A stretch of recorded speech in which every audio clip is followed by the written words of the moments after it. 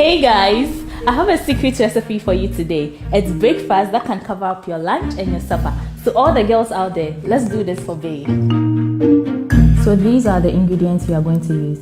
So for the right plantain, let's not use the one that's too soft because we are going to be frying and then baking, else it will be too tender. For our ingredients, we are supposed to cut our vegetables into square shape to make our filling very nice.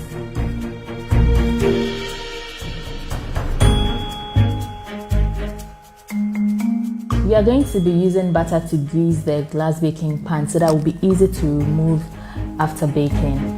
We are going to be using the glass baking pan because it uses a lower temperature and it bakes faster. The plantain and egg frittata is the filling. Sage of vegetables and everything, looking so yummy. Check out the filling, so yummy. I bet you want to try this.